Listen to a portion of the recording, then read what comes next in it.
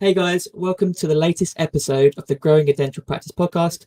I am your host, Mike Hennon, and I am joined by a very special guest today, Mudasser Hussain. Mudasser is a very interesting character. We've only known each other for a couple of weeks, but I already really enjoy speaking to him. He is half associate dentist, half executive coach. So it's a really interesting combination, and I'm really excited to talk to him. So, Mudasser, welcome to the show. How are you?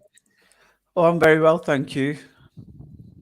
Brilliant. And And it's your it's your first podcast, isn't it? yeah, this is my first ever podcast. Yeah. So I'll be very gentle with you. Yeah, very excited and honored to be invited onto this podcast. And I'm Brilliant. hoping to spread my knowledge and help everyone in dentistry, really. Yes, definitely. And you're definitely going to do that. We're now friends on Facebook, and I see lots of things from you that are all really purposeful, sort of meaningful, inspiring quotes, which is great. And I also forgot to mention that you're also the one of the admins for the Football for Dentists, Yeah, that group. yeah, that's right. So I set that up a few months ago. I obviously love football. It's my passion. I love Man United. I'm a Man United fan. And I think obviously my coaching as well comes from my hero, which is Alex Ferguson. And for me, watching football and being able to maximize performance as a manager and getting the best out of players, and these are average players, that's my inspiration. And for me, it was obviously only last year when I sort of saw the link between obviously sports coaching and business coaching, and then obviously being coached. Brilliant, excellent. So actually, I've just realised we've jumped quite quickly. So I'm gonna take it a little bit back, and I'm gonna start off with Medasa, but just by asking you, just tell me a little bit about yourself. What's your background, and so on. So I'm a part-time dentist, part-time executive coach, as you said. I do 3 days a week dentistry. I do 2 days a week dedicated to executive coaching. I've got 3 children. I'm also doing a part-time master's in medical law and ethics. I'm also doing training to be an expert witness, and I'm also soon to be qualified in ILM 7 executive coaching and senior mentoring, which is the highest accreditation that you can get from ICF. So I've come on quite a big journey over the last year. Yeah, I I still can't believe how much you managed to get done. Like, especially like you said, you've got 3 kids. The third has just been born, so you've got Yeah. your hands full.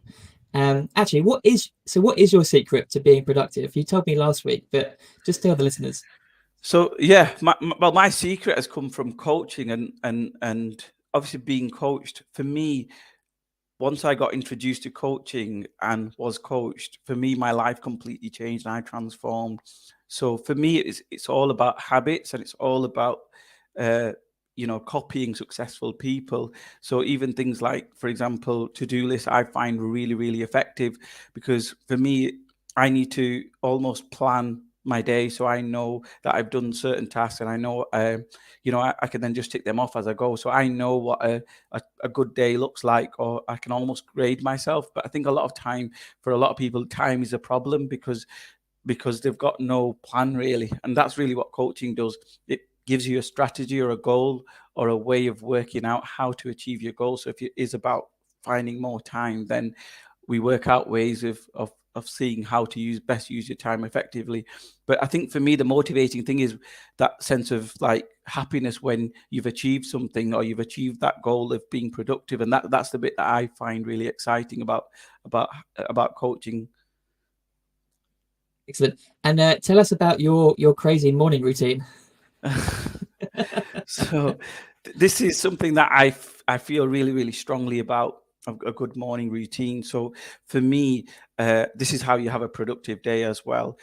So for me, there's lots of research, and there's probably maybe people have heard of a book called the 5 a.m. Club. There's another book called Miracle Morning. This is where my inspiration came from with regards to a morning routine. So all successful people there's certain habits that they do throughout the day. One of the main things that they do is getting up early. So a lot of the really successful people will be up at 3:45, 4 a.m., 4:30. And that's how they get time, because we've all got 24 hours in the day, but how is it that some people make the best use of time? So for me, getting up at that time has been life changing, because for me that time is me time and it's quality time for me. So yeah, my morning routine involves me getting up around 5 a.m., 5:30 a.m., and it involves me doing exercise. So the first thing to do after I've got ready is put my gym clothes off and go outside for a run. And it's really, really refreshing to do that. And there's a lot of science behind doing exercise first thing in the morning, in terms of getting oxygen to your muscles, getting oxygen to your brain, giving you that focus, giving you that clarity, giving that time to yourself. And for me, it's thinking time, and that's why it correlates with coaching as well, because in essence, coaching gives you that thinking space, and that's exactly what coaching is. Nancy Klein's one of the writers who I really like, and she describes it as coaching as being thinking time. It's the time where you're going to generate ideas. It's the time when you're going to start thinking about how you want to put together your ideas, and that's what I love, because having children and having a family life is very, very busy, and you've got no time to do that. Whereas that time nobody can take from you, because it's time that you've had to sacrifice your sleep, perhaps, but it's worth it, because you've started the day on a high, because you're exercising, you're thinking about it, you're enjoying your breakfast, and you're almost ready for the day, so that by the time the children are up, you're ahead of the game. You can get them ready and you can get them out on time and everything like that. So for me, it's been completely life changing being ahead of time, because every being ahead of time, that's the problem that most people complain about. I don't have enough time, or I feel tired or stressed. Whereas for me, I feel like I'm at peak by the time I arrive at work at 9 a.m. or even earlier. I feel like I'm in that peak performance kind of thing. I'm ready and raring to go, and I've planned my day, and I know I have a better day when I do that, and it's completely life changing. Because at first I thought, oh, it might be that you get tired later on in the day with it, but for me, it does the opposite. It just gives you that burst of energy, and everyone knows that once you sort of start implementing exercise in the gym into your routine, they'll feel the difference in terms of not feeling as sluggish and not feeling as tired and not feeling as stressed, and it just has massive health benefits, I think, exercise. Yeah, I love that. And I like the fact that you're saying, like, we all have the same amount of time in the day, and it's down to you to kind of curate that, make time for the things that are important to you. The question I have for you is, do you ever struggle to get up at 5 a.m.? I think so at the moment. I do, because of the baby and waking up every couple of hours. So yeah, of course I do. But it's a good way of measuring how motivated you are, because it's one of the hardest things to do. It's a bit like exercise, the thing that you don't like doing. And this is where growth happens. When you lean into suffering, when you do the things that you don't like doing, that's when you're going to grow. And it's like, for me, you'd never catch me waking up at that time before. You'd never, you know what I mean? That's when you're going to get the most amount of growth, I feel, when you start doing those things. And I think it's the hardest thing to do, but I know for a fact that for me also there's a spiritual sense as well, because religion is very important to me. And in the morning, as Muslims, we have a morning prayer before the sun rises. So for me, that's also part of it, just spiritually connecting with God, as well as the exercise, as well as enjoying your breakfast, as well as thinking time, and it's just nice and peaceful, because nobody else is about, and you just feel like really dead calm and relaxed, and that's the exciting thing about it. I think that's my favorite part of the day as well. I would say that morning time, and definitely the habits. Definitely one tip that I would give everyone if they were going to try this is, don't have your phone with you. The worst thing you can possibly do is turn on your phone in the morning, or even at night. It's the worst thing you could do. So to be more productive, leave your phone alone. The only time you need your phone is when you've gone to work or at work. Then you turn your phone off. During that morning period, make it just about you, because the phone's just a distraction away from the things that you want to do. So you know how people say, I don't have time for exercise. You've made that time for exercise. You know how people say, oh, I can't be productive. You've made that time, to be productive because you've thought about what you want to do in the day. And you know how people say, I feel tired all the time. You're not going to feel tired because it's all about, making yourself feel better and uplifting yourself, but you've got to do it yourself, and you've got to understand that this is for me and nobody else. Yeah, exactly. Love that. Really love that. And I guess it's always going to be hard the first few times you do it, but the more you do it, the more your body's going to be used to it, and so it will become more natural. Yeah, I think for me, and Simon Sinek is one of my favorites. It's all about consistency. To get results, you have to consistently do the things that that'll make you more successful.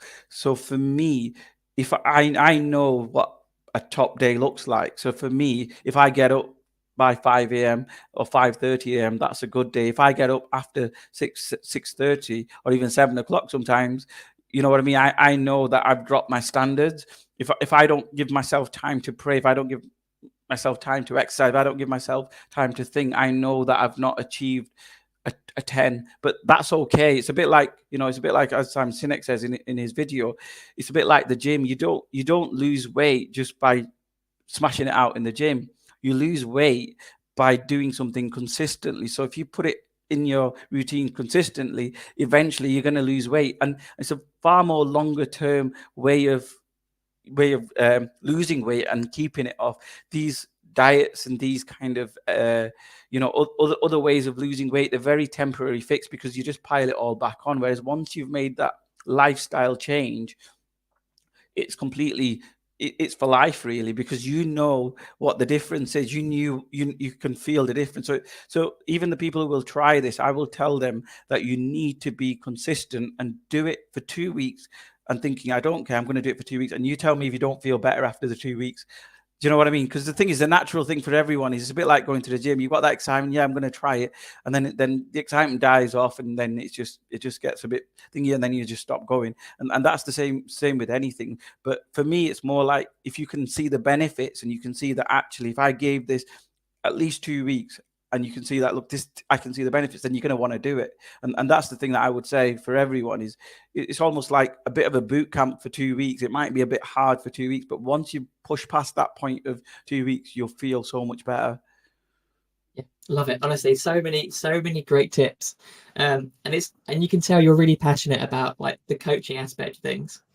So I just want to dive into the dentistry side of things. So I want to quickly just go back and I would love to know how you first got into dentistry.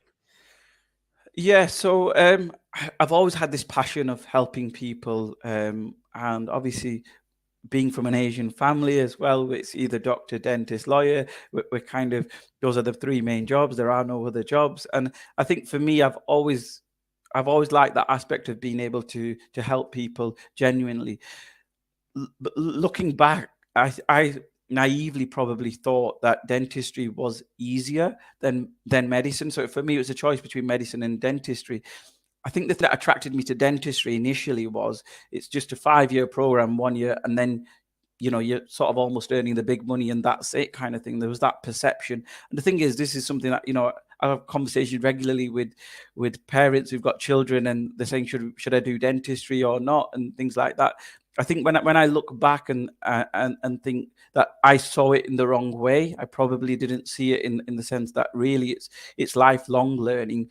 But in medicine, I feel like I didn't feel like I could do the long hours, the long shifts, the extra training years to become whatever you wanted to become. Whereas in dentistry, you do your 5 years and perhaps your 1 year VT training, and then you're straight into practice, really. So I think that was the attractive thing for me, thinking back when I was 18. And I think the other thing was being my own boss. It was something that really kind of I felt was really important for me. I didn't want to be directed by other people. So that's in essence why I chose dentistry over medicine. Excellent, love it. I like the way you were like, I'm going to take the shorter route, but it was still going to be 6 years. Yeah, exactly. Because I originally looked at being an architect, and then as soon as I found out it was 7 years, I was like, nope. Yeah, exactly. It is off-putting for a lot of people, but I think my advice again on Saturday when I was at this birthday party, a lot of the people had children and they were saying, well, how do we decide with our children, etc., whether they should do dentistry or medicine or what they should do. What I always say to people is that whatever you choose to do, be the best at it and choose to excel in it. There's something that I think in dentistry, I feel a bit like it's very difficult. If I could go back, I probably would. And I probably would have specialized in something. But I think that the problem with dentistry is it's very hard to specialize because you're almost having to sacrifice pay. You're sacrificing what you'd get in general practice to go and specialize. And sometimes you're paying thousands of pounds to do perhaps courses and masters and things and whatnot. And you're having to sacrifice. And then for me, it was like, obviously I got married, etc., and you start getting responsibilities, your priorities start to change. And I think when I look back, I think the earlier you do things like specialization, the earlier you get those skills, the better it'll last you in terms of long term for your future. Yeah, love that. No, that's really good advice. So obviously just discussed, you becoming a dentist and the amount of time it takes you to become a dentist. How did you then get involved in coaching? So executive coaching, how did that begin? Was that, it seems quite, it seems very different for a dentist to then go into coaching and not just become like the coached, but actually become a coach. Yeah, I think it's life changing for me because I think I've always been interested in terms of coaching, and as we said at the start of this conversation, Alex Ferguson, one of my inspirations. I've always found how can people get the best out of other people, and what is it that they do to be able to do that, and how do you maximize that performance and potential?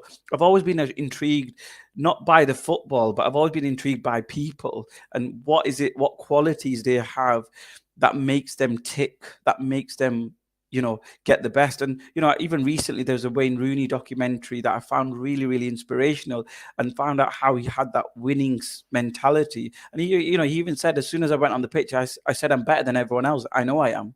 And having that confidence and having that belief, and to come from the background he came from, and to light up the world stage in world football and play without any fear was amazing. And again, looking at Sir Alex Ferguson and looking at how very average players he played them in the Champions League.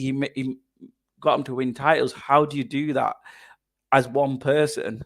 And that's the interesting thing. And again, there was an Amazon documentary last year on Sir Alex Ferguson and his background. And I think for me, I've always been intrigued by people and what makes them tick, and what is it that they do to influence others and get the best out of them.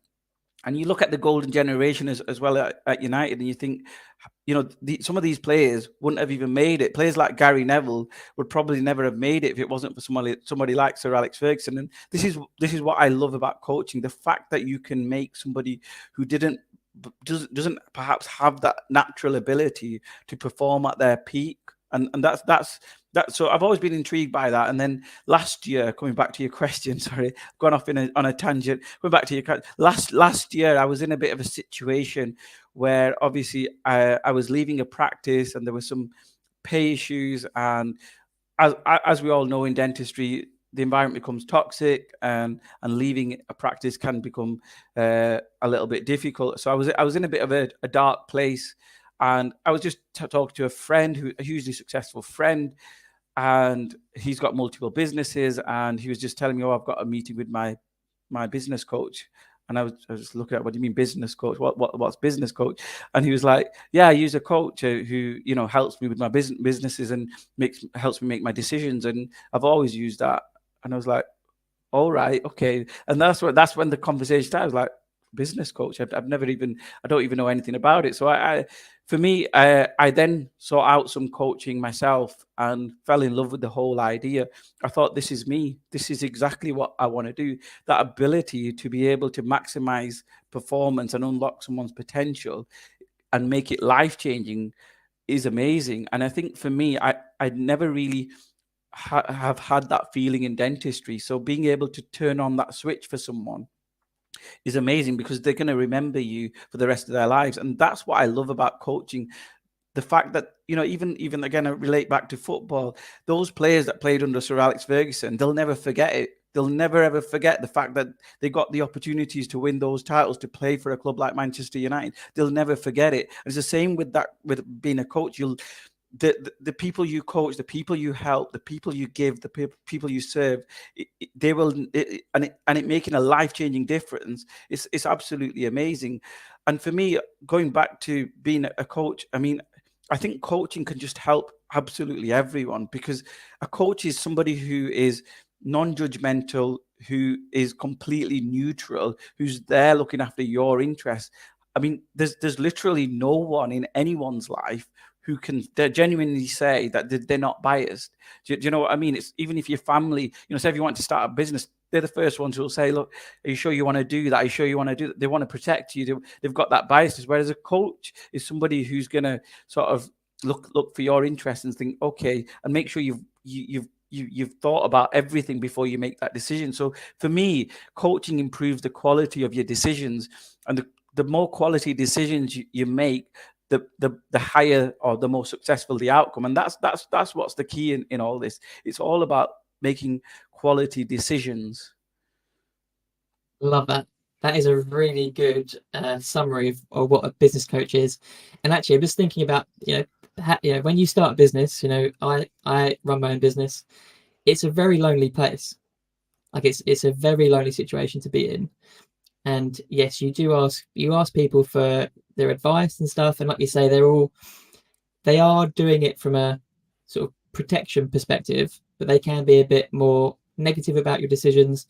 They might not always support. They'll kind of make kind of guide you to make the safe option, won't they? Like rather than taking the risk and so on. But having someone in your corner like a business coach, I could definitely see the benefit of that. Yeah, exactly. And when you come up with an idea, the thing is, for everyone, there's you create so many obstacles in the way. You're thinking, maybe I can't do it, maybe I've not got the money, I'm not sure whether. You create so many obstacles in your head that you then talk yourself out of doing something.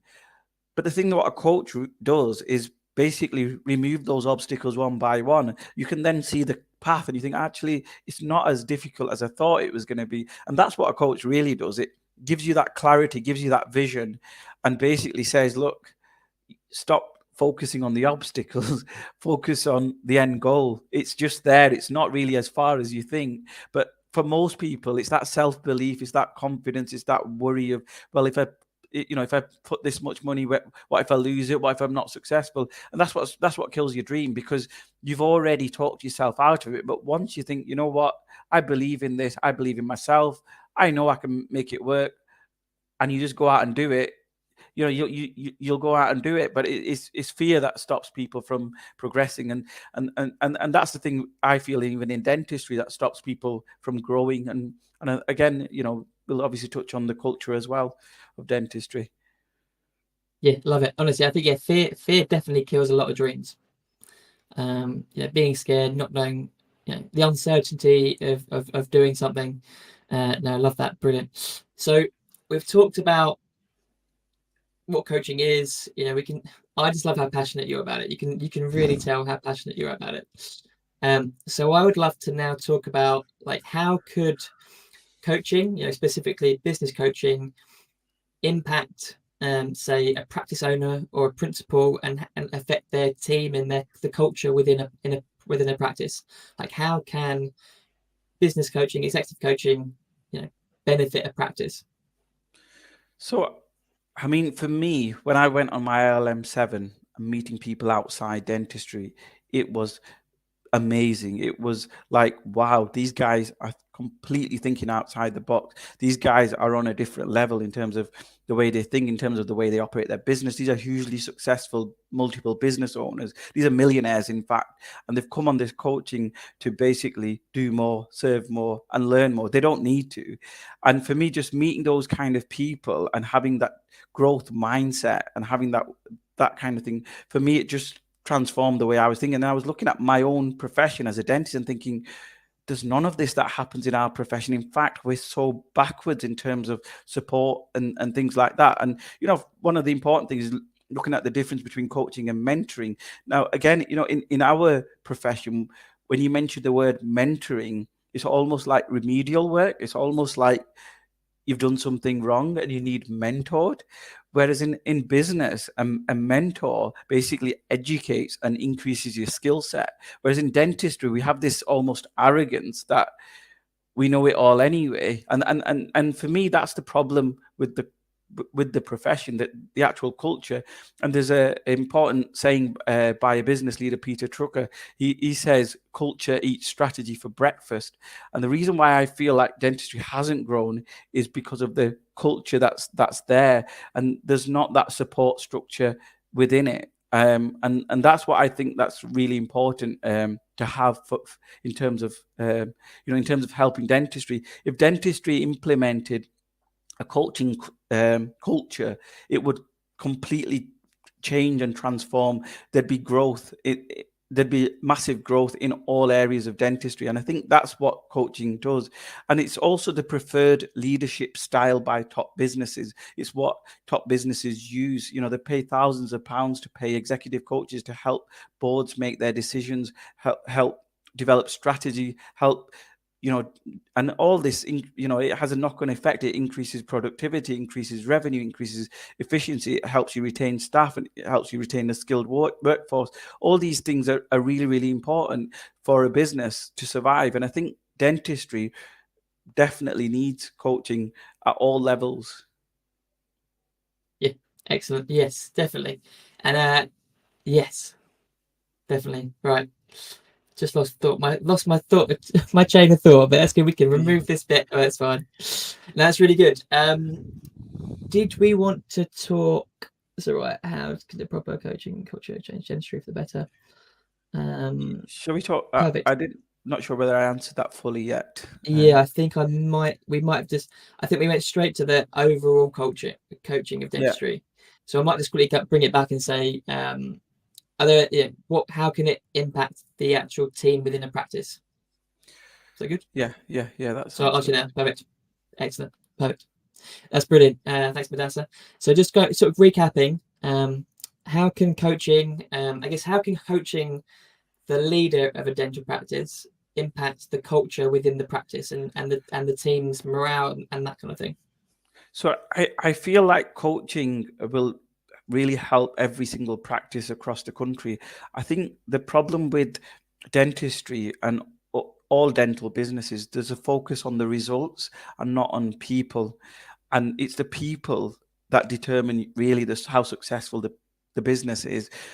If you look at top businesses, for example, if you wanted to get into a top accountancy firm, they use psychometric testing. So there's so many applicants to sort of filter out, so basically they're getting people into positions that they have the skills, the personality and the type to be able to handle. In dentistry, it's all about who's perhaps the cheapest or the skills. So you're focusing on right now. You're not focusing on potential. And I think that's the key for a successful dental business, is to get the right people in the right places. And that's when a business will thrive, because once you've got those quality people who feel supported, that will basically encourage growth, and that will be a long-term successful option for dental practices. Yeah, that's a very good point, because a dental practice at the end of the day isn't a building; it is the people that are inside it. I've heard that teams that have been together sort of 5-6+ years that would know each other really well, sort of take things to the next level. Whereas if you've got an environment where people tend to leave, there's high turnover rate of staff, and people don't know each other as well, they don't trust each other as well. That's when things can sort of fall apart. And I guess that's all down to kind of your leadership style, or how you manage your staff and that kind of thing. Yeah, I think as a business owner, what you've got to think about is each individual role within a practice. So you've got a receptionist. The receptionist is the first port of call for a patient. It's really, really important, that first conversation with a patient, because that you're either getting business or you're turning business away. So it's really important that you don't have, for example, a dominant character on the phone, because that dominant character could be losing your business because they're not really people orientated. So for them, and having those kind of conversations with a patient could be damaging for a business. So I think it's important to get the right people in the right places. Similarly, if you want, for example, the dental nurses, you want people, the dental nurses want more than just being a dental nurse. They want to feel empowered. They want to feel like their career is developing. So for me, it's all about looking at the personality types and making sure that the vision for the business fits. So you need to have the right people in the right places. So similarly, practice managers, you probably do want somebody who's a bit more dominant, who's management material, somebody who's going to be able to make tough decisions, who's thinking about that. So for me, I think it's important to have the right people in the right places for growth to occur. And it's the same with dentists as well. I think the problem with the dental culture is, for most practices, it's all, especially for associates, it's us against them kind of mentality, and the associate never really feels part of the practice, and that's where I think the practice owners miss a trick, really, because once you make that associate loyal, you want that associate to help you grow, and you've got a good associate. Your job is then just to coach them and nurture them and give them that growth opportunities. And I think that's why a lot of associates end up leaving, is because the practice owners don't put enough emphasis on helping them develop, giving them career opportunities, and just helping them, helping them grow with the business. And I think that's the difference. And that's why I think coaching would really, really help on all levels. And again, obviously, we all know mental health is a big problem, especially during the pandemic.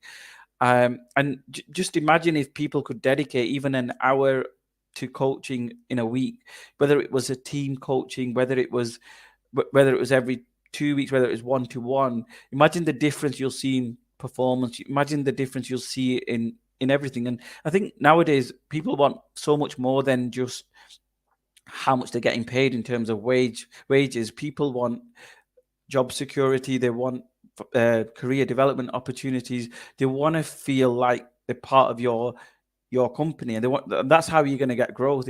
And that's basically what coaching does. It encourages that kind of culture. Love it. That is so good. Some really fascinating points there, Mudasser. Really good. So I'm going to start to wrap things up, and I would love to ask you sort of one final main question, and that is, what would be your number one piece of advice for a new or aspiring practice owner? I think I would always say, get a coach, get a coach, get a coach, get a coach. I think the coach basically helps you make better decisions, and that's the thing, because you've not done a full 360 assessment of what you're thinking. The thing is, for most of us, we based our decisions on emotions rather than actually, on the quality of the decision. And I think this is really, really important, because it can be life changing. Say if you're buying a practice and you're thinking, I'm not sure about this, I'm not sure, and you just think, oh, I'll just go for it. That's an emotional decision. If you then thought, you know what, let me just hold back on this and let me get some independent advice on, what's the best thing, and sort of almost talk out your fears. And being able to talk out those fears can be minute, but it can make a big difference to the overall decision of whether you go for that practice. But I think coaching just really basically gives you that inspiration, gives you that motivation, and gives you that clarity of what you should do. So I think it's really, really important that you have somebody like myself who can advise you on a strategy for your business and seeing whether it works out or not. And I think having that coaching culture will just keep bringing you back up. It's like with any business, to be successful, it's going to take many years, and there's going to be a struggle. It's going to be frustrating. So if you're a first-time buyer, don't expect to be making mega bucks. It's going to take a few years at least of hard work and effort and determination for your practice to survive even.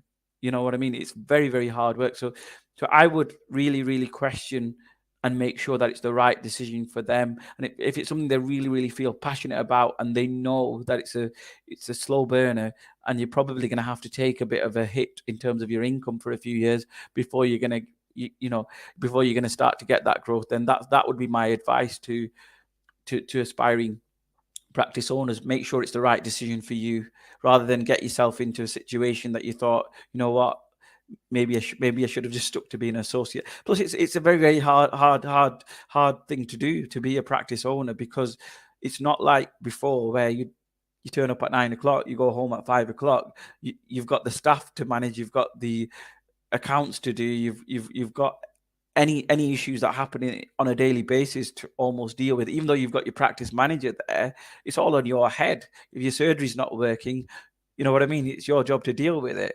And, most of the time, most practice owners, especially at the start, you're going to be staying late. You're going to be losing time with your family. You're going to have less holidays, and it's difficult and hard.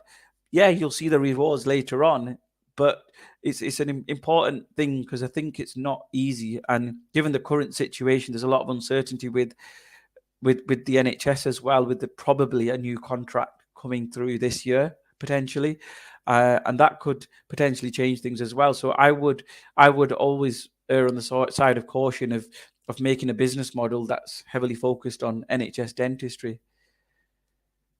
Brilliant, Mudasser. That was fantastic. I liked the fact, actually, I'm going to totally agree with you that I think more new and aspiring practice owners should probably reach out to a coach, because something that I obviously see quite a lot is that, dentists are fantastic at what they do. They're really good at the clinical side of things, but they typically don't have the business, marketing, finance skills or experience. But yet a lot of them will go into practice ownership. So I think having someone, and especially someone like yourself, that actually understands the dental industry is a really fascinating combination. But just having someone that, especially maybe in the early phases of your sort of ownership or business career, that can help you with those decisions that you might not be able to make yourself, is a really great idea. And I also love the idea of sort of seeking out that advice before you go into ownership. Like you say, it's a bit too late if you have brought the practice, spent thousands of pounds, because it's buying a practice or starting a practice is a very expensive process.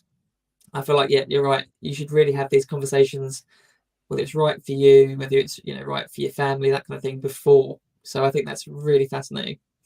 Yeah, I mean, I would argue that it depends on wherever you are in your journey. Even if you've bought a practice and you've perhaps made, the thing is, you can't change whatever decision that's been made. The only thing you can do is choose how to react to it. So I suppose a coach basically gives you solutions to the problem. So if you feel like you've made a mistake buying a business, what can you do to help help solve that crisis, or help solve that problem?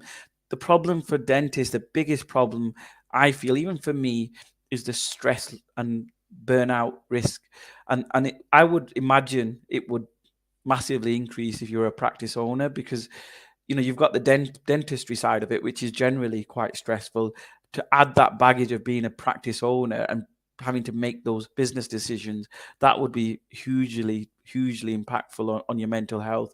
And that's the thing about the coaching. It sort of gives you that clarity, removes those stresses, works out ways to help you make better decisions. I think that's where I think coaching can really help, because the reason for stress is because we're putting a lot of mental load on us. And there's a lot of books about, if you look at, for example, famous people like Barack Obama, they're always wearing the same outfit all the time. And the reason why they do that is because they don't have to make that decision. And again, the more decisions you make, the more stressful it becomes. Even it can be something simple about what's for dinner, and then you're thinking about it and you start getting stressed and, I'm not sure, maybe we should, I'm not sure really. And that's the thing, as those add up, it fills the stress pot up more, and then eventually it's ready to burst. And that's why I'm saying to you that sometimes it's best to just take the emotion out of it, talk it out with somebody who's completely independent, and just talk out the problem, who's just going to, and then find a solution to the problem. And it can be life-changing, because it's the difference between either you're adding more stress to your already a situation, or you're thinking, what, I wish I'd spoken to this person sooner, because I probably would have gone down the other path. And then if you keep going down wrong decisions, you just end up, in the wrong place. And that's the thing about coaching. Is I feel it's most beneficial when people are in a bit of a problem. But if or in a sticky situation, that's when people reach out. But imagine if you had somebody who was there on a monthly basis, even, for example, somebody who you could reach out to, tell them what's going on with your business, and sort of, it's almost like doing a little MOT every month, just to make sure, am I doing the right thing? And what things could I do differently? And that's basically, I feel, what a coach does. It's just giving you that peace of mind that I'm making right decisions, and I'm not sort of hanging off emotions, because it's a very lonely place. We all know, being a practice owner, managing relationships, managing your staff, and dealing with absences, dealing with lots of different issues all the time, dealing with patient complaints, all these things add up as a practice owner, and the worst thing is you can't talk to someone either. You can't go to your practice manager, because you might have a good relationship with the nurse, and she might spill the beans about what's going on, or you might not be able to go and talk to your associate about, perhaps something that's gone on with patients, or what's going on with their relationship with staff. And the thing is that practice is a very small place, so people talk. And the thing is, you can't really trust anyone in that sense, because the minute you go to that person, they will already have some loyalty towards other staff members, perhaps the rest of the team. So you don't know whether they've got your back or their back, or where this is going to go. And this is the thing, when you go to somebody outside and independent, who understands what dentistry is like, understands the culture, worked in multiple practices, they can give you that full independent advice on how to deal with that situation without emotions, rather than anything else. Brilliant, Mudasser. This has been fantastic. You have not disappointed. Oh, thank you. Thank you. It's been really good. Thank you. Yeah, thank you so much for your time. And if people are interested in reaching out to yourself, maybe to talk about business coaching, how can they do that? Yeah, so I've got, obviously, a Facebook page, Clarity Coaching International. There's also my website, which is www.mudasserhussain.com. So, and I've obviously got other Instagram pages as well. Clarity Coaching International is my business. And obviously you can always drop me a message. There's a WhatsApp number on there. There's a contact via email as well. So that's probably the best way, just going on the website and dropping me a message. And I'm happy to help, and I'm happy to have any informal conversation, anything you want. I genuinely do coaching not for the money. I do coaching to help as many people as I can. And that's what I love about it. The ability to be able to help people when they're in that stressful situation or distressed. And even recently, I've had so many clients who are going through some really traumatic times, especially within dentistry. And it's great to be able to relate to them. It's great to be able to help them.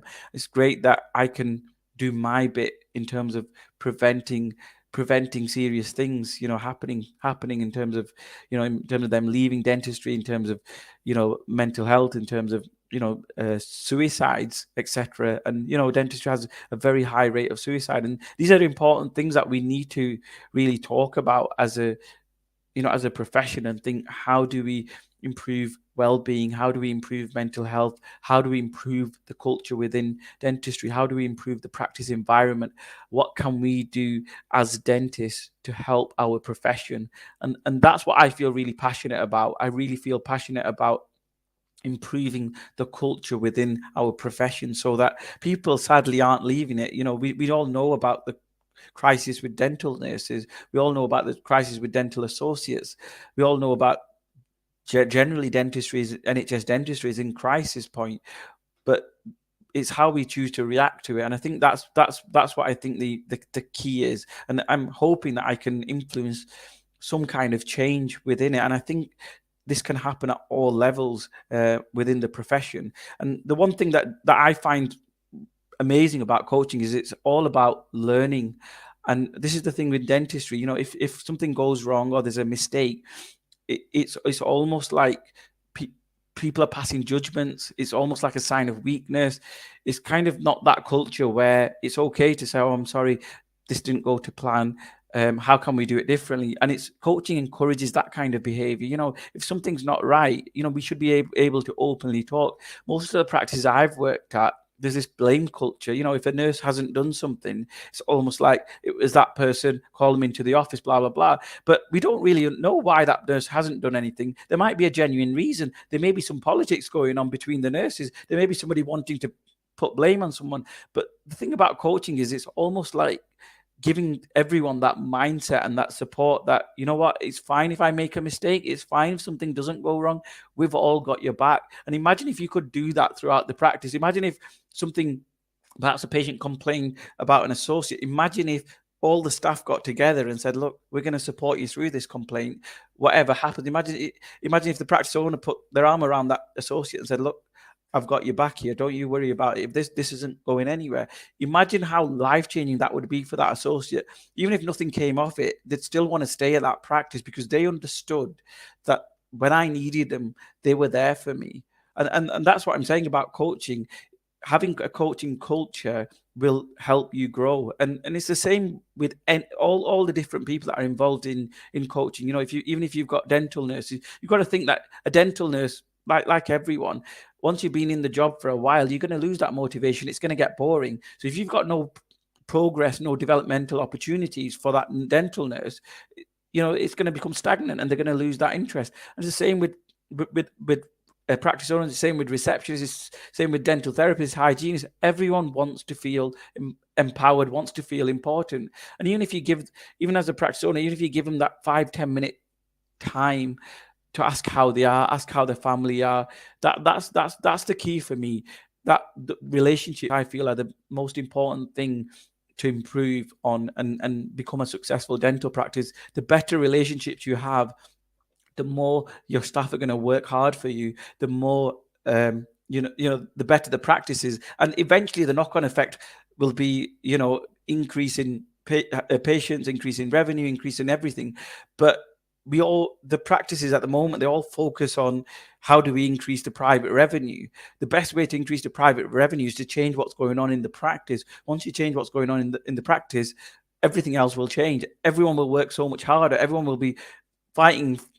You know what I mean? It's that kind of creating that spirit. And I feel like that's the key to being successful as a dental practice. If you can get your staff working as hard as you can, where they love coming to work, where they feel supported, where they feel like you care about them, I feel like that's the best way for growth. Not looking at figures and not looking at those things, and really try to retain the important staff that you've got and create that environment, because that's what we all love. At the end of the day, even as a dentist, we're doing the same thing in whichever practice we go to.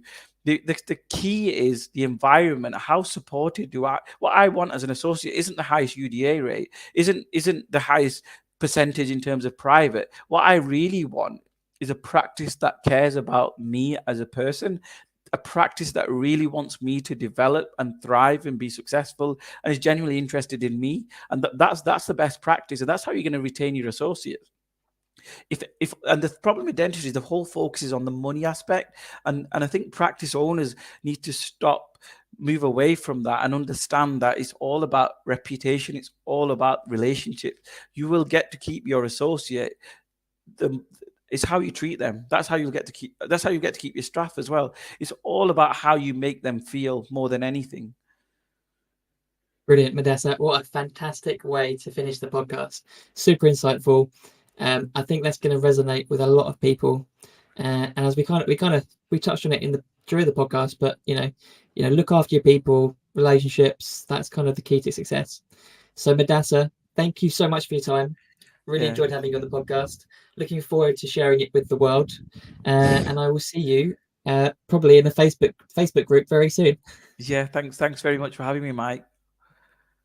No problem. Cheers, mate. Bye. Thanks. Bye.